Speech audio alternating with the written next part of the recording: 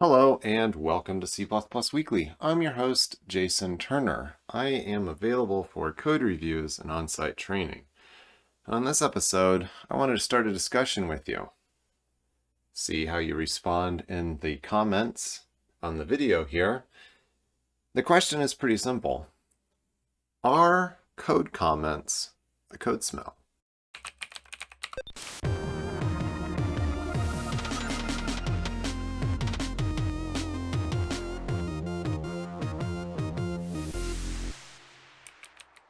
So it is important to clarify here, and I'm just going to put this at the top of the file so that we are all aware of the definition. Code smell. We're using this definition here from Wikipedia. In computer programming, a code smell is any characteristic of the source code of a program that possibly indicates a deeper problem. So a code smell, these are the things that a code smell is. It is something that might indicate a deeper problem and should be avoided. It does not mean never do this thing. This comes up every time I use code smell. I have someone that comes back and say, oh, but in situation XYPQ, we obviously have to do that thing, so therefore your entire premise is wrong.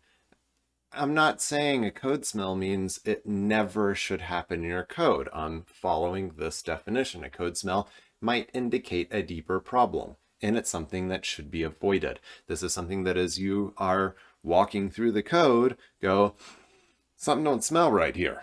And you figure out what it is that doesn't smell right. So I've got this function, FTW. And now let's just say I've got like a for loop of some sort in here.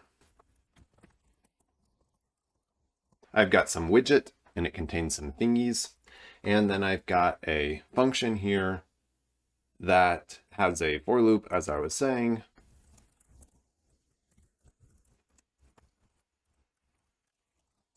I've got, in the most basic case here, this FTW function. And now I'm going to start putting in comments. I'm going to say, this function fizzles the widget. And presumably, if you are in the domain of widgets, you would know what that means.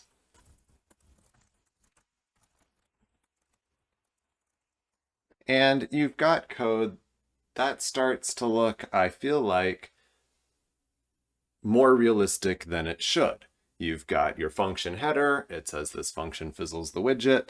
We've got our FTW. It operates on a widget. We loop over each thingy to make sure the thingy is fizzled to match the rest of the widget thingies. This, in the land of widgets, this does something. So now the question is, are these comments right here a code smell? And I have definitely interacted with people who would argue that these functions absolutely are code smells. And their argument would go something like this. If I need a description for this function to tell me what it does, then the function was improperly named. So if I name the actual function fizzle widget, and people who are in the domain of widgets know what fizzling is, then this function header comment becomes completely meaningless. Why do I need a function comment telling me that this function fizzles the widget when clearly this is a function that fizzles a widget? So I can remove that. And now I've got this thing describing to me that I need to loop over each thingy to make sure that it matches the fizzling of the rest of the widget thingies. If I were to take this loop, and let's just say even in the most basic case, I did something like this.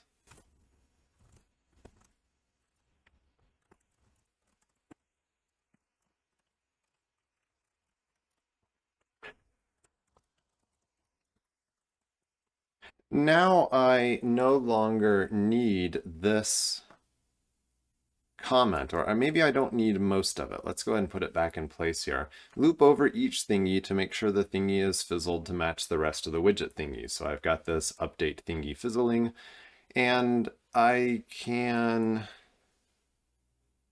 Well, at the moment, maybe I can, yeah, let's say I can just remove this.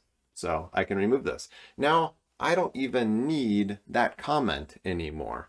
I've got a simple, straightforward, ranged for loop that I am clearly looping over all of the thingies in the widget that was passed to me, and I am updating their fizzling. The only comment that's left here is where the actual complex operation happens. So I might need to explain why 4 is important here. But, you know what? Maybe that in itself indicates that there is a further code smell.